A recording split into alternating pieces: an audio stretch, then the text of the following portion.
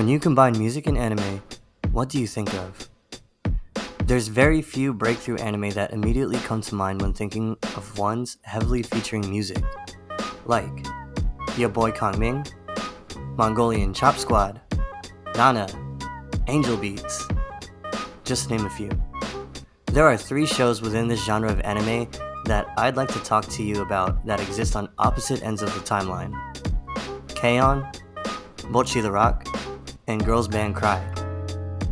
There are several traits that these shows share that draw them into the same frame for me. Rock, band, and cute girls doing cute things. On one hand, Girls Band Cry is still fresh on my mind since it just dropped this year. On the other hand, we have K-On!, which was my first delve down the rabbit hole of music anime. K-On! Finished airing 15 years ago, and the sound of ho-kago tea time remains seared into my neurons. And as for Bocchi the Rock, well,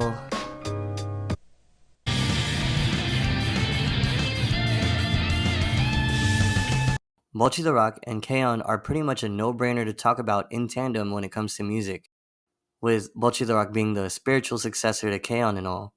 Though the two are closely compared and talked about together, the newer kid on the block, Girls Band Cry, presents a similar formula, but actually feels even more different from the first two.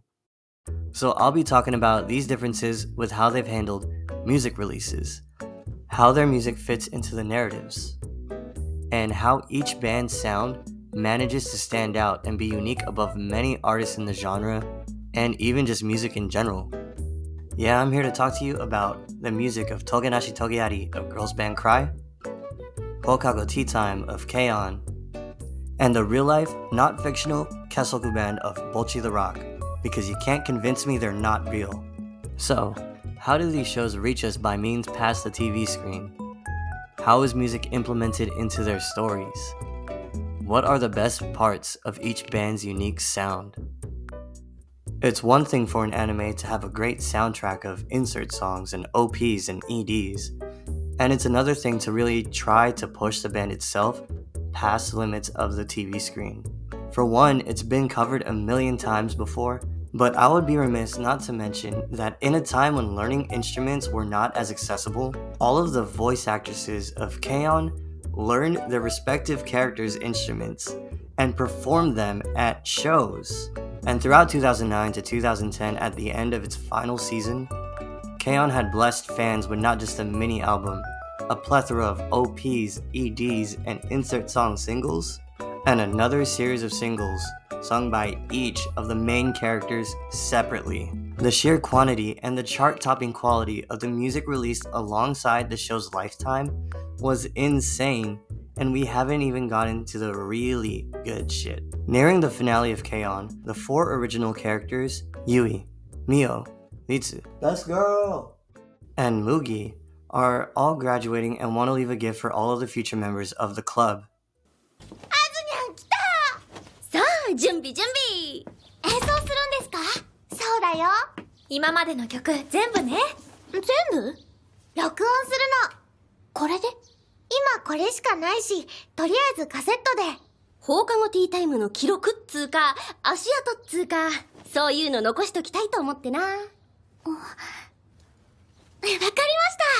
That tape from the show was released as part of the double CD album ho-kago tea time 2, featured on disc 2, dubbed as the cassette mix. The first disc, aka the studio mix, contains 45 minutes of some of the best insert songs in the show, to songs that were only mentioned or whose titles were only shown a glimpse of. But back to the second disc. The cassette mix is not only a canon event of the show where the characters leave a piece of themselves for the future of the club, but also in real life leaves fans with a parting gift as well. For the most part, it's the same songs we just listened to, but recorded, mixed, mastered in a way that imitates the way that it was recorded in the show. In a big room,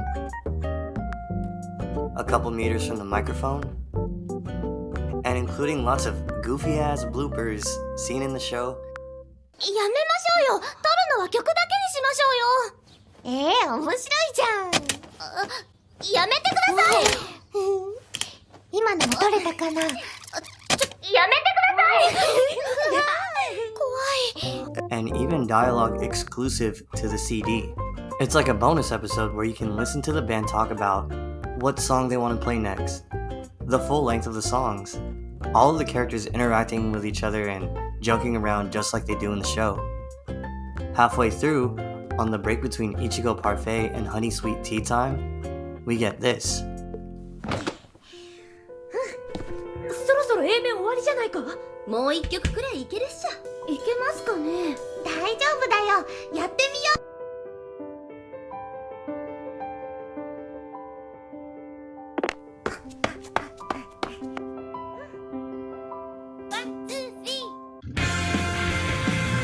I fear as though they might have cooked here. Yeah, they cooked! Of course, a year later in 2011, K-On came back with the K-On in It movie with an accompanying mini-album, and that would mark the end of K-On. Is what I would have liked to say until I stumbled onto this video. In 2013, a collection was released containing all of the songs from the entire K-On franchise, amounting to 257 total songs. Shout out to this madman for doing the Lord's work by reviewing them all. Go check out that video when you get the chance, by the way. Getting back on track, I'd like to point out that the music was released under the name of the in-show band, rather than using the name of the artist or studio behind the tracks themselves. My headcanon reasoning of why it was done like this then and today for Bocchi the Rock and Girls Band Cry and also various music and idol shows is that it was all really to sell the characters, their image, voices, and personalities, since it's the top tier written characters and their chemistry that really drove the popularity of K-On. Bocchi the Rock and Girls Band Cry follow this method of using music to promote their characters and show in very different and similar ways. My fellow schizos, it's been 2 years. 2 years since this non-fiction show starring real people and this pink creature appeared. And in those 2 years, the cast of the show and music production team have been cooking. Let me take you back to 2022 real quick. In the first week of airing, Kesoku Band dropped the Seishun Complex and Distortion singles. While I love the OP and ED, Hitori Bocchi Tokyo, the B-side of the Seishun Complex single, made me kinda worried because then, and even today, I feel as though it's the weakest song of the discography. Not to say it's bad. But anyways, I had arrived on the scene with the information that this show was the spiritual successor of K-On, which were huge shoes to fill. Well, in that case, it can only get better, right? In comparison, when initially listening to ho-kago Tea Time 2 and the OPs and EDs of K-On, everything was at the very least really solid on a first listen. Maybe I was being too critical of the new kid on the block, but several weeks pass and we've got this iconic line. 結束バンド本格始動ですね。よーし、夏にライブ未定とデモ CD 配布未定して、冬にファーストアルバムリリース未定、下北沢発祥のエモエモなエモロックバンドになるぞー。確定情報が何一つないですね。確かにまだ曲もできてないのに。A new ED appeared at the end of this episode in the form of Kara Kara, and it dropped as a new single on the same day? And it's sung by Ryo? And it's fire! 1 week later,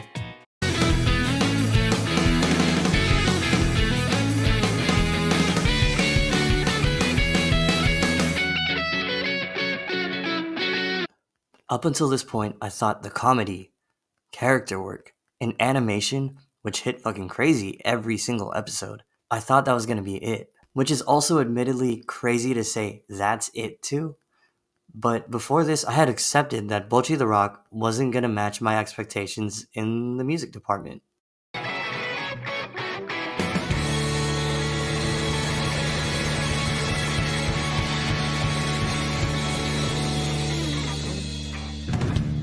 Holy shit. Instant classic. The tension in the scene, the lyrics tied to the story, the instrumental, the vocals gave me chills. It was at this moment I was hooked now for the music, because I was hooked from the beginning for the show. The next couple of weeks hype up their upcoming first live show, and then, 顔面踏んでもらったのも良い思い出です。 and then, they did it again, but even better. And they simultaneously dropped it as a single along the episode again too, the same day. This is too much. This is too much for me. The show would go on and finish extremely strong after 12 episodes, adding 2 new ED singles and 2 new insert songs. Also, turns out the 3 EDs were written by some heavy-hitting guest artists too. Distortion was written by Taniguchi Maguro, the singer of the Kanabun. Yes, that Kanabun. Karakara was written by Nakajima Ikkyu, singer, writer, guitarist of Trico, and Naniga Warui was written by none other than Kitazawa Yuho of the Peggies, dude. And the final ED is an Asian Kung Fu Generation cover sung by the Boch herself, and that album that this angel had announced back in episode 4. The day after the final episode, the greatest Christmas day since the original one, the album Kesokuban was released to the public and immediately took the Japan Billboard's Hot 100 and Oricon's #1 spots and went platinum not long after. For all of 2023, we got 1 fire single, and in 2024, 3 even fierier releases that include the recap movie EP. Also, they do live shows, and a stage play where the actresses perform the songs themselves.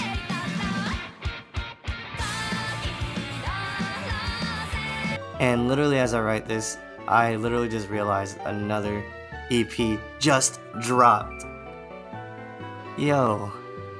It sounds like I'm dropping stat after stat right now, like Bocchi-chan is the new up-and-coming 49ers defensive end. But actually, what do all these post-airing releases even mean or do for the show or its characters? Does it go to show how real they've made these characters by also expanding Bocchi's character arc through the new songs?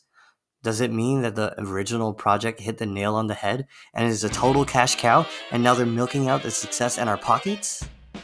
If that's the case, take my money. I mean, come to think of it, they already took the money. But in a more sincere way, they're putting out really high quality stuff. There's a lot to unpack here regarding the consistent quality of the music itself, but we'll get into all that soon. Simply put, they're doing a great job at keeping us engaged with the franchise while they work on Season 2. While the Bocchi the Rock team was dropping heat after heat, sustaining relevancy after the completion of Season 1, Toei aimed to do things a little differently. What's wild about this is that the Toei staff in charge of the production actually held an audition for 5 roles to form an actual band who would end up not only voice acting, but also performing and recording the soundtrack as a band. Yeah, remember how K-on's VAs learned their characters' instruments? Think of this as the opposite. These musicians became the VAs for girls band Cry, and the band we know as Toganashi Togeari in the show and in real life. Gathering the talent took over a year. After the band was sorted out, singles and music videos were being dropped every other month, nearly a year before its TV release, drawing in hype for the show and the band itself. The first album dropped after the first couple of weeks on air, and at the time of writing this, 4 more songs and a second album have been released. Plus, they're really leaning in on how the band is a real band. With a sturdy discography that they've cooked up over the past year, they're currently on tour with many shows on the way. While watching girls band Cry, I wasn't just impressed with the 3D CG animation being close to par with the likes of the new Trigun. The story, the characters, and the edgier drama was a fresh experience after Bocchi the Rock and K-on's feel-good slice-of-life comedy. and it shows in the music that they've released. Before we move on, I'd like to add, there's a whopping 7 insert songs within 12 episodes, some of which aren't even cut for TV, like they just animated the entire 3 to 4 minute song. This anime is looking to break conventions with a lot of things through its animation style and its music style. Now let's take a look at how their music was implemented into each show's narrative. 拍手ごめんいいよやっちゃおうやっちゃおうよし行くぞワンツースリー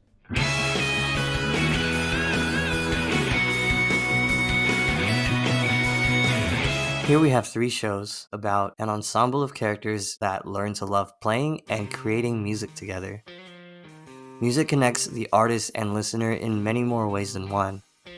Each show uses music in their narratives and characters to portray the many forms that our love for music can take. Watching these shows, you get to see the whys and hows about each and every character and their relationship with music, which in turn adds an extra feeling of attachment when listening to the music that I just yapped on about for 15 minutes straight.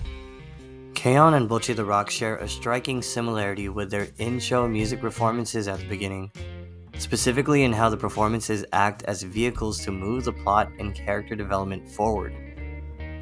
Not every band or performing artist is good off the bat, and some are just naturally born for the stage or incredibly skilled or talented.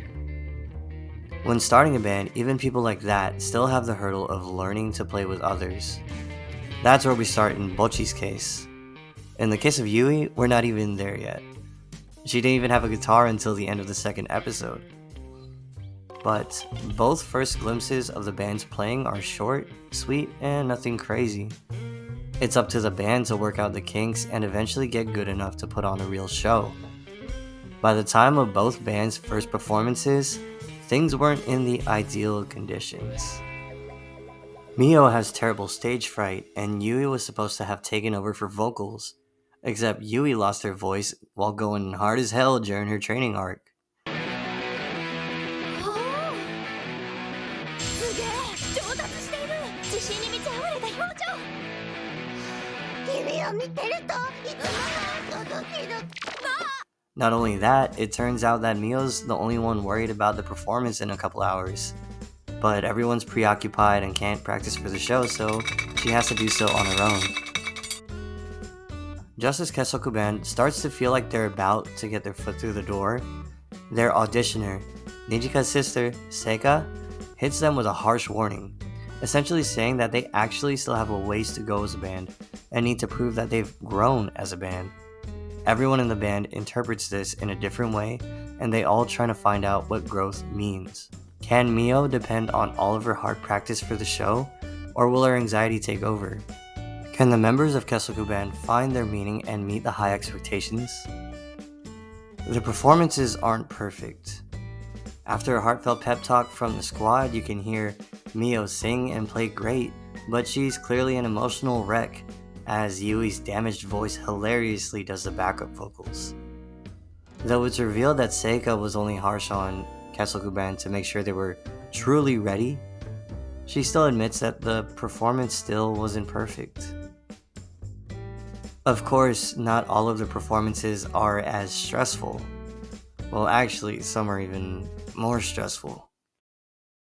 But the most rewarding part is that as their lives and struggles go on, you can see both bands become more and more comfortable together as they grow on and off the stage. K-On's answer to the thesis at hand is pretty simple, but simple is the point. They love each other and they love playing music for everyone because it's fun. And speaking for every fan out there, I wouldn't have it any other way. Bocchi the Rock is a show about a pink creature, a Dorito, a stoner, and a Filipina that all have different reasons for why they're in Kesoku Band. For the pink one, it's to become famous and grow out of her shell. For the Dorito, it's to support her sister. For the Filipina, Originally, it was because she wanted to get with the stoner, but now it's because she admires the pink blob and wants to do everything in her power to make sure that the pink thing becomes a star and shines for everyone to see. As for the weed heads reason, she lays it all out in just one line. 個性捨てたら死んでるのと一緒だよ。 So, when a typhoon sweeps across the region on the day of their first show, Kasuga Band is understandably discouraged and hurt that next to no one that they invited gets to attend. But the show must go on. Before the show starts, the typically cool and nonchalant Ryo is visually shook. Bochi is shitting herself as usual, and though Nijika tries to remain positive and motivate everyone as she always does, even she's damaged, especially after. ねえ、1番目の結束バンドって知ってる？知らない。興味ない。見たくの足りねえ。はじめまして、結束バンドです。あはは、北ちゃんロックバンドなのに礼儀正しすぎ。 Kita and Nijika awkwardly open the show to a very unenthused audience, and the song starts. The band's unstable emotions are posterized on their faces, and you can hear it in the performance, as their training and rehearsals all drain down the gutter. Kita is singing out of tune, Nijika and Bochi are all over the place with their timing, and even Ryo is out of sync, as we watch an attendee walk out and see fans 1 and 2 disappointed. The song ends. ギターと孤独と青い星でした。やっぱ全然パッとしないわ。早く来るんじゃなかったね。There's still 2 songs that they have to play. Since joining Kesuga Band, Bochi hasn't been able to play how she usually does as Guitar Hero, when it's just her and her guitar in the closet. Throughout the show, she's made baby steps but is slowly growing into the person she wants to be, with the help of the friends that she's made. Her dreams of being famous have always been out of reach because alone, she was not able to overcome her initial anxiety. But with the people she shares this moment with on stage, those dreams might just be tangible for the very first time, and she wants the same for the rest of the band and their own goals. Bochi thinks to herself, 演奏も曲もまだまだだ。 and locks the fuck in. Bochi, just her and her guitar, tunes out the world, and Guitar Hero is unleashed. Through her iconic solo, she's telling the band, follow me. As the solo ends, you can see how the band reacts to this. A light bulb comes on as Nijika and Ryo click and they signal each other to start the song as Kita stares in awe. Kita snaps back to reality and readies up for her guitar part.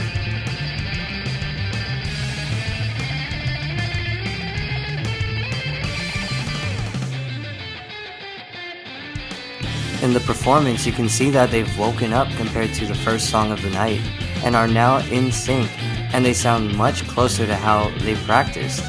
You can see it on their faces as Ryo does her thing, Nijika's locked in, and Kita is looking at Bochi a lot of the time, trying her best not to have her guitar fall behind while keeping her singing on point.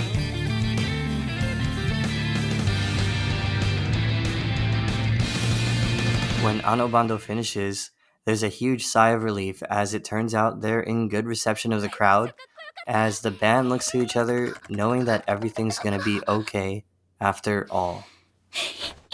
My reasoning for explaining this scene in depth is that I want to starken the contrast between K-On! And Bocchi the Rock versus Girls Band Cry, in how they utilize music in their show's stories. When any fan hears the song Anobando, they probably picture the scene from the show, all the suspense, emotions, and relief. When K-On! Fans hear Pure Pure Heart, they think of the Mio fan club episode and have a number of episodes to think of for Hua Hua time, and so on. Girls Band Cry, of course, does things differently. Instead of using the insert songs for character growth, it saves the conflict and tension for scenes where the characters finally stop running and face their fears. The antagonist of Girls Band Cry is fear. Fear that it's not okay to be yourself. Fear that what you love is invalid. Fear that no matter what you do, you will always be a disappointment to yourself and those around you. Girls Band Cry is a show where its characters use music as a weapon of war, a war declared upon those who believe that the only way to success is to lose yourself and play the game, or fall in line. Subaru, best girl! The granddaughter of a famous actress, follows her grandmother's footsteps at an acting academy only because she fears to disappoint her, when in reality she wants to continue in the band as much as she can. She loves to play the drums, but she loves her grandmother more, so Subaru keeps it a secret from her as long as she can. 私ね、娘にはこの仕事ひどく嫌われてるの。家には全然いないし、偉そうな割に家のことは何もできないって。だから嬉しかったな。スバルが私の仕事を好きって言ってくれた時は、あの子だけは笑ってくれたの。私の仕事、あの子だけが好きだって。やってみたいって感謝してる。Momaka formed a band to express her true self and emotions. From anger to joy to sadness, she's a broken soul on the fence about whether or not she wants to make a comeback as a professional musician, because she believes that her true self in the music that she makes is not what people want to hear. She loves to make music, but fears that what she loves is irrelevant. Before they met, Nina, a victim of bullying who had no friends and is in a family that she felt was never on her side, found escape in Momaka's music, like a friend that feels the same way about the world as she does. Someone on her side, for once. After a final incident at school, the staff, her family, and her one acquaintance decided that she was in the wrong even though she was the one bullied. Nina quit and ran for Tokyo, her only companion being Momaka's music. For me and many out there in the world, music was or is a light in the darkness. For me, that was the sound of Last Dinosaurs, Nujabes, Lamp, Rex Orange County, and Tyler the Creator. Music hits so much harder when you know how it feels when the lyrics and instrumentals really click with you, and or you know what the artist has gone through. That's the reason why Nina loves Momaka's music. That's one of the reasons why I love Togenashi Togiari's music. When I listen to them, I think about the characters and their very real and relatable hardships through their lyrics and instrumentals. Circling back to the in-show performances, it really adds to the experience of listening to their music, but in a different way from how Bocchi the Rock does it. The show places the performances at the end of the episodes they're featured in, not only acting as a stand-in ED song, but also as a release of emotions after the dust has settled, which very much fits the show's themes of music being about freedom.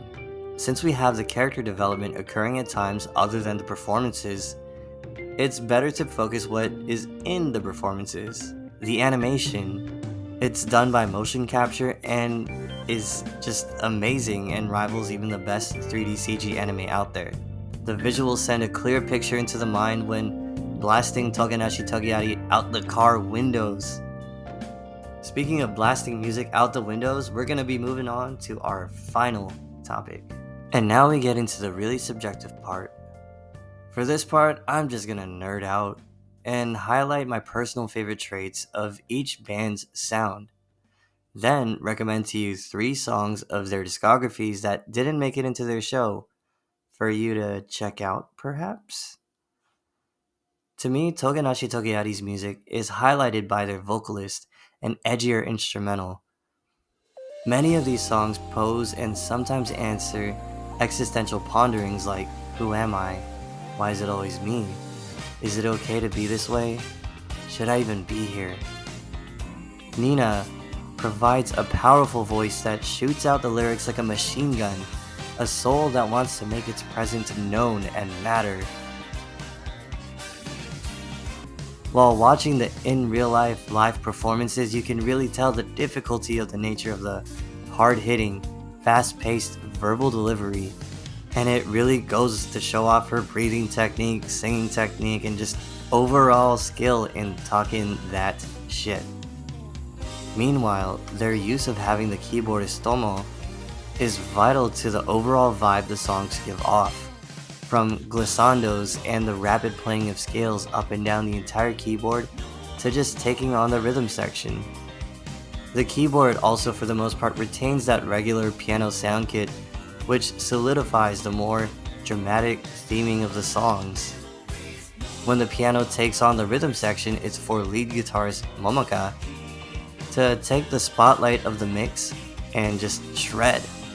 The handful of songs that play around with this dynamic sound, as in flopping around between the piano and lead guitar, those are definitely my favorites of the band.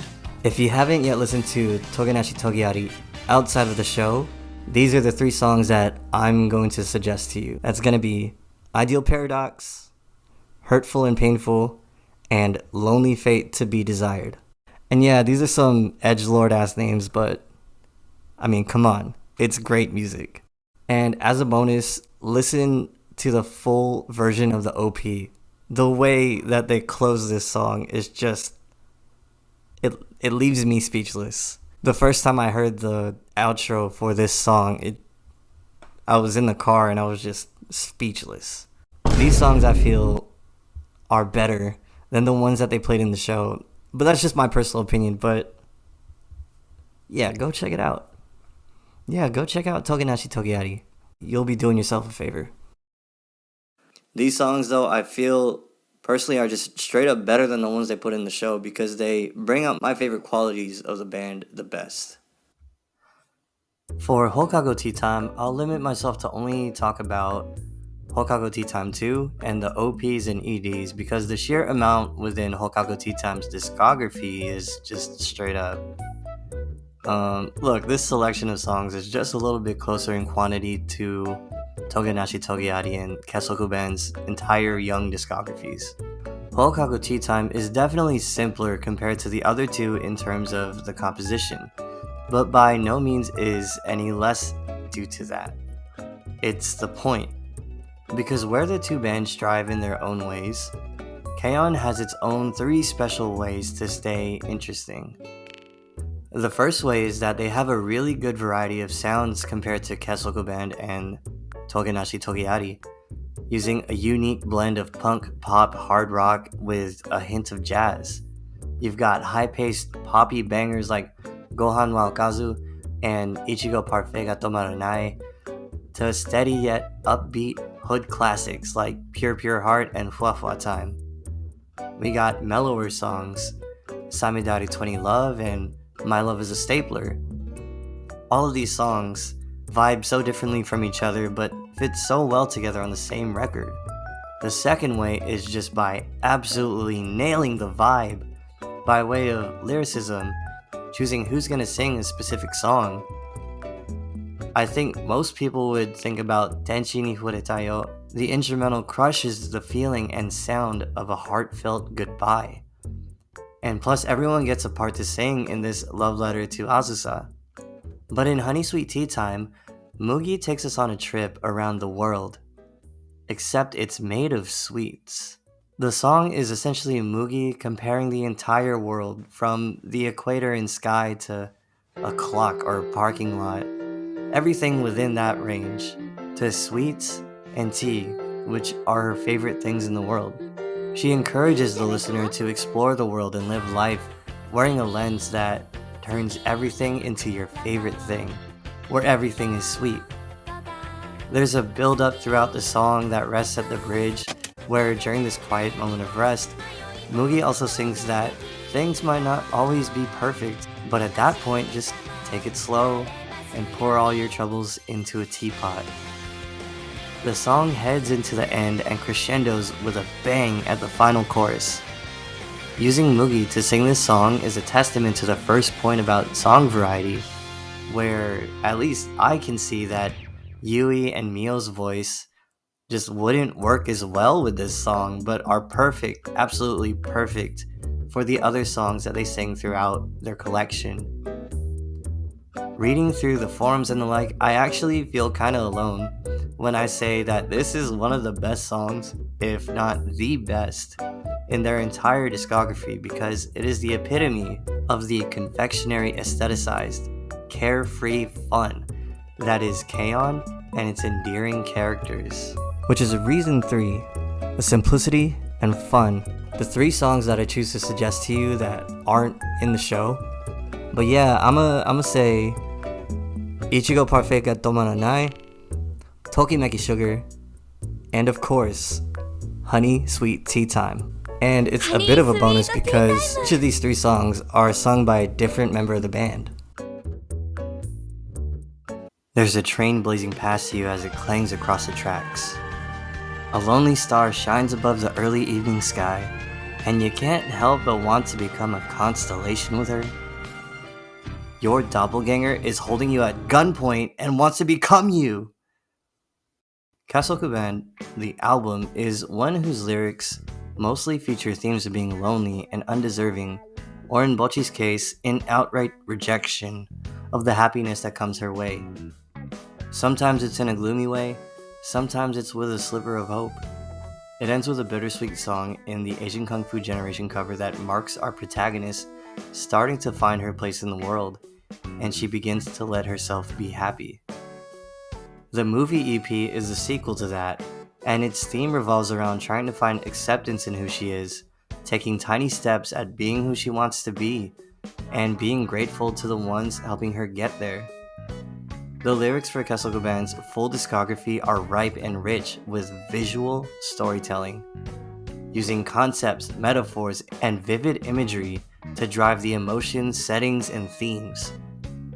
This visual lyricism is actually nuts because as we listen to this story, we peer through Bocchi's mind and creative writing process, which is actually just like, the dozens of staff and guests behind the production process.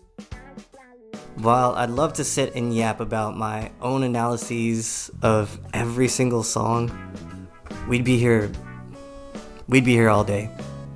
And it's already been a 30-second of your day if you've managed to stick around this long, which, thank you. There's hella videos out there deciphering the lyrics of the songs, even channels pretty much dedicated to that, so you should definitely check them out if you're interested.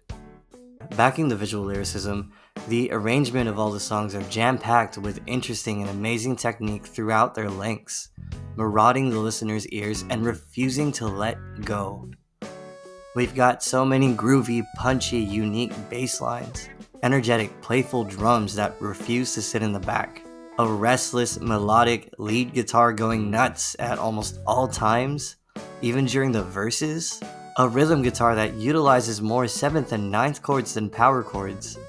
Each song is so busy in the instrumental. They change it up with each verse and chorus while also having amazing and challenging guitar solos and unique bridges for almost every song. Never in this album does the songwriting and composing feel bland, like as if they're just copy and pasting this one part of the song to this other part of the song. The team is just that good and use their skills to the max to come out with something beautiful. Togenashi Togeyari and Ho-kago Tea Time utilize the keyboard and its effects in an evidently effective way, but Kasokuban is more traditional, as in there's no keyboard. This decision, for me, gives the music a more raw, rock experience. I don't remember who said it, but I remember hearing on YouTube a while back from someone mentioning Bocchi the Rock's music. They were saying that they felt it was missing something, and they also suggested or wished that there were a keyboard in the mix. To each their own, but one of my favorite parts about Kasokuban's sound is that they don't need it. With only 4 instruments and a vocalist on the track, it makes it that much easier for each instrument to stand out from the others while still having a very full sound.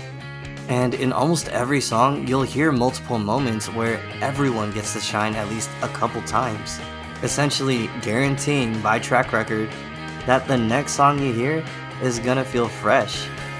Even though there's a minuscule use of any experimental or notable voice or instrument effects other than, maybe a delay pedal sometimes, and that one reverse guitar effect in Love Song ga Utaenai.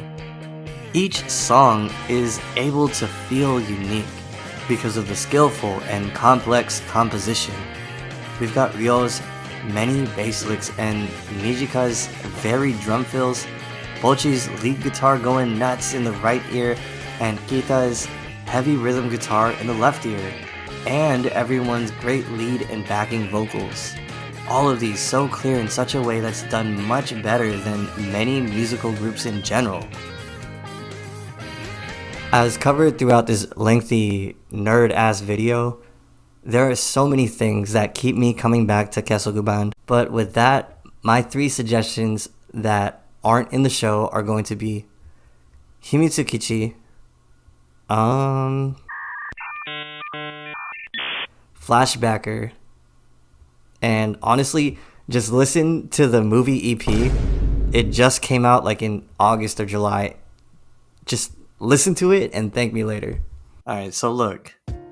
There aren't that many good rock band anime out there compared to the endless amounts of rom-coms, battle shonen, isekai. These only ever blow up on the level of Bocchi the Rock and K-On! Once in the blue moon. Well, with this track record, maybe every 10 years? We don't always have the time to rewatch our favorite shows, but what's special about anime like these is that they've left us with gifts for us to enjoy past the TV screen. The music released along all the shows mentioned here today, including the ones at the beginning, are all great music with great stories tied to them and deserve a listen, especially if you're already a fan of these shows. Thankfully, while we wait for the next season to come out, or if we want to just reminisce about the old days, or we're just trying to have a good soundtrack for our everyday lives, we'll always have that. Music.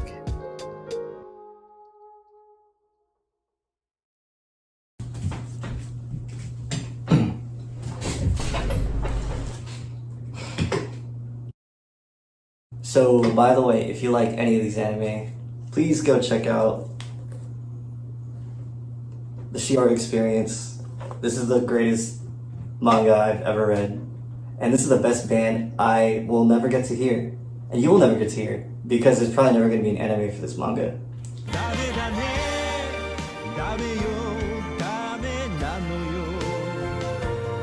Why? Why they won't be making an anime for this is a story for another time. Or you can just look up a video for it. But yeah, this is the best band I've never heard for real.